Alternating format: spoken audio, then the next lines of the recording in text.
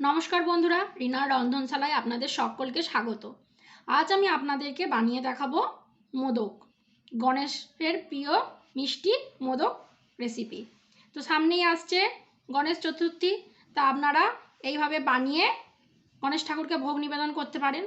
ताहले चलुन देखे निन रेसिपिटी आमी किभाबे बानाई। मोदक बानानोर जोन्नो आमी एखाने नियेछि 3 चामच परिमाणे चीनी और नियेछि 150 ग्राम पनीर।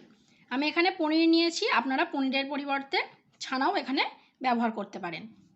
तो प्रथमे आमी एकटा मिक्सिंग जारेर मध्य चीनीटाके गुঁড়ো करे नेब। चीनीटा निये नियेछि, एबार चीनीटाके गुঁড়ো करे नेब। प्रथमे शुधु आमी एई चीनीटाई गुঁড়ো करब, एर संगे छानाटा देबो ना, ताहले चीनीटा आर गुঁড়ো होबे ना को, और छानाटार संगे भालोभाबे मिशबेओ ना। देखुन चीनीटा आमार गुঁড়ো करे नेওয়া হয়ে গেছে। এবার আমি এর মধ্যে এই পনিরটা দিয়ে দেবো। পনিরটা দেবো, তার জন্য পনিরটা একটু হাতে করে এরকমভাবে ভেঙে নেব। আমি এখানে পনির দিচ্ছি বলে তাই হাতে করে ভেঙে নিচ্ছি, ছানা হলে তো এভাবে ভেঙে নেওয়ার কোনো প্রয়োজনই নেই। দিয়ে দেখুন আমার হাতে করে এইভাবে ভেঙে নেওয়া হয়ে গেছে। এবার আমি এইটা এই মিক্সিং জারের মধ্যে দিয়ে দেবো। দিয়ে এটার আমি একটা মিহি পেস্ট বানিয়ে নেব। দেখুন এটা আমার একটা মিহি পেস্ট বানানো হয়ে গেছে। এবার আমি এটাকে এই কড়াইটার মধ্যে ঢেলে নেব।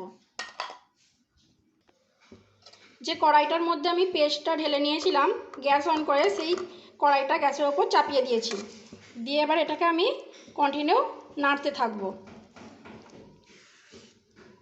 দেখুন এইভাবে আমি এটাকে নাড়তে থাকবো। আপনারা এটাকে নাড়া বন্ধ করবেন না, নাড়া বন্ধ করলে তলায় এটা লেগে যাবে। আর কিছুটা এটা গরম হয়ে যাওয়ার পর আমি কিন্তু ফ্লেমটাকে এটাকে কমিয়ে দেবো। দিয়ে কন্টিনিউ আমি এইভাবে নাড়তে থাকবো। প্রথমে এটা এরকম একটু লিকুইড মতন থাকবে।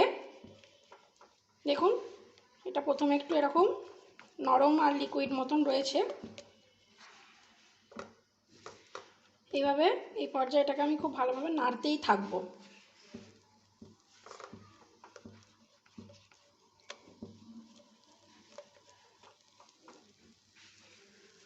দেখুন এটা আস্তে আস্তে গরম হয়ে গেছে, এটা থেকে হালকা বোঝা যাচ্ছে যে এটা গরম হয়ে গেছে। এই পর্যায়ে আমি গ্যাসের ফ্লেমটা একদম লোয়ে করে দেবো। দিয়ে আমি এটাকে কন্টিনিউ নাড়তে থাকবো। দেখুন মিনিট দুয়েক সময় নিয়ে গ্যাসের ফ্লেমটা মিডিয়ামে রেখে আমি এটাকে এইভাবে খুব ভালোভাবে নেড়ে নেড়ে মিশিয়ে নিয়েছি। দেখুন ঘনত্বটা অনেকটা এরকম ঘন হয়ে গেছে, একটু দলা দলাও পাকিয়ে আসছে। এবার আমি এর মধ্যে দিয়ে দেবো ছোটো এলাচের দানা, আমি গুঁড়ো করে রেখেছি সেইটা দিয়ে দেবো। এখানে আমি 2টো এলাচের দানা বার করে নিয়ে গুঁড়ো করে নিয়েছি। দিয়ে এটা খুব ভালোভাবে মিশিয়ে দেবো।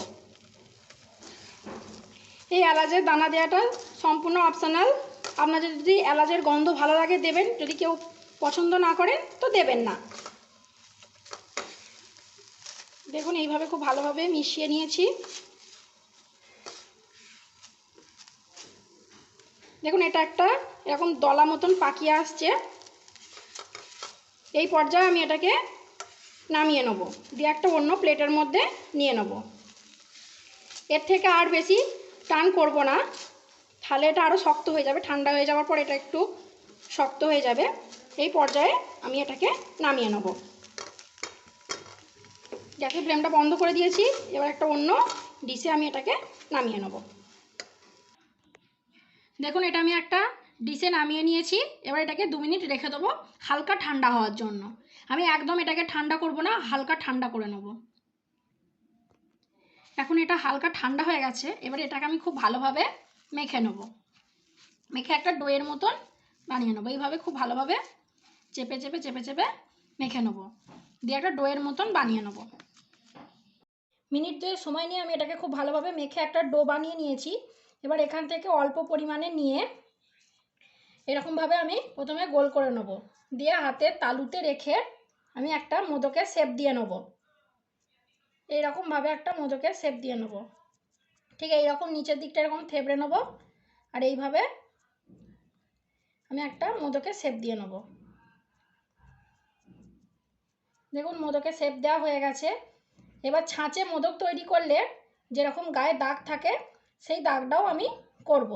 তার জন্য আমি এখানে একটা এরকম চামচ নিয়েছি, এই চামচের এই হ্যান্ডেলে করে আমি এইভাবে এর মধ্যে দাগ দিয়ে দেবো। এইভাবে ঘুরিয়ে ঘুরিয়ে পুরো মোদকটার গায়েতেই আমি এই দাগটা দিয়ে নেব।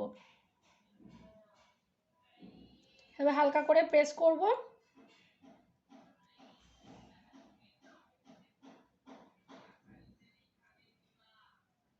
এইভাবে হালকা করে করে প্রেস করে করে দিয়ে নেব।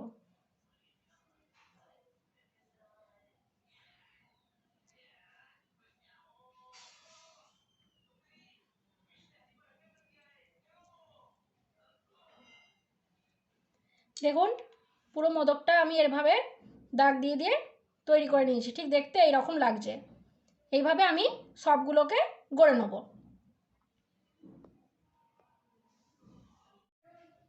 দেখুন আমার সব মোদকগুলো গড়ে নেওয়া হয়ে গেছে। ঠিক এইভাবে আমি গড়ে নিয়েছি। দেখুন কোনো রকম ছাঁচ ছাড়াই খুব সহজেই তৈরি করা যায় এই মোদকগুলো। তো বন্ধুরা, আমার রেসিপিটি যদি আপনাদের ভালো লাগে প্লিজ লাইক কমেন্ট আর শেয়ার করবেন। তার আগে আমার চ্যানেলটিকে অবশ্যই সাবস্ক্রাইব করে দেবেন, আর পাশে থাকা বেল বাটনটি অবশ্যই বাজিয়ে দেবেন, যাতে আমি যখনই কোনো নতুন রেসিপি দিই আপনারা সাথে সাথে দেখতে পান। তো আজকের মতন এই পর্যন্তই। ভালো থাকবেন, সুস্থ থাকবেন, ধন্যবাদ।